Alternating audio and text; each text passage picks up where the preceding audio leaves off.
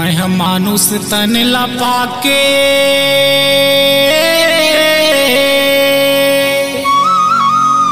हे मोरे भाग जागे रे।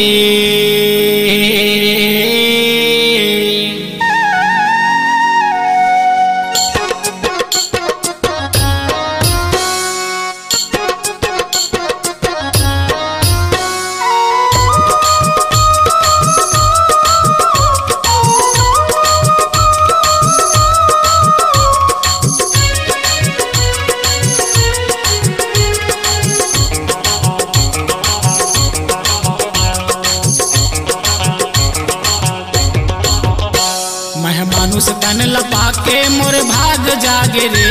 मैं मानुष तन लपाके मोर भाग जागे रे।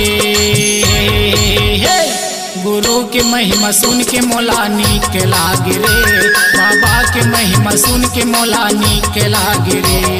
गुरु के महिमा सुन के मोला नीक लागे रे। बाबा के महिमा सुन के मोला नीक लागे रे।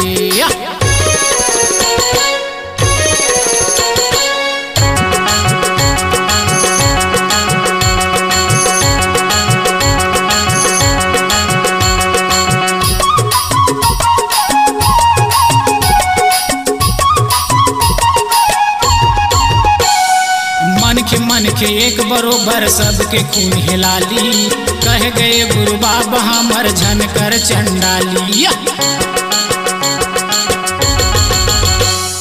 मन के एक बरोबर सबके खून हिलाली।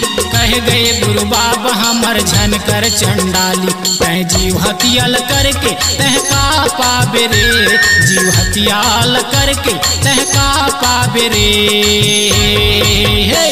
गुरु के महिमा सुन के मोला नीक लागे रे। बाबा के महिमा सुन के मोला नीक लागे रे। गुरु के महिमा सुन के मोला नीक लागे रे। बाबा के महिमा सुन के मोला नीक लागे रे।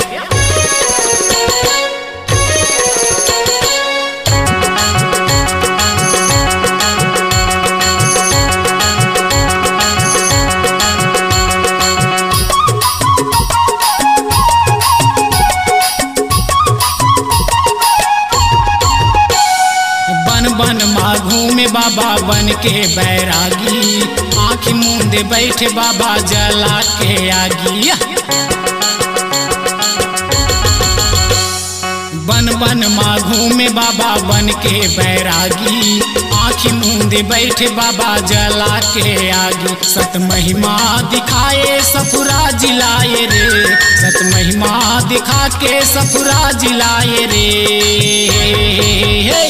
गुरु के महिमा सुन के मोला नीक लागे रे। बाबा के महिमा सुन के मोला नीक लागे रे।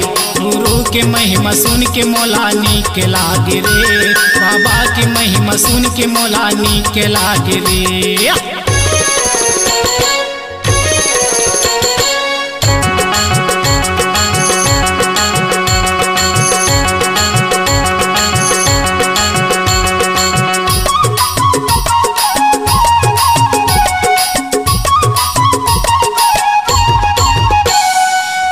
खपरी गिरदपुरी भंडार तेलासी।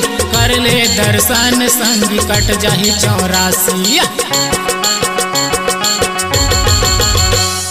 खड़वा खपरी गिरदपुरी भंडार तेलासी। कर ले दर्शन संगी कट जाही 84। गुरु चरण माँ जाके माथे नवाब जी। गुरु चरण माँ जाके माथे नवाले रे।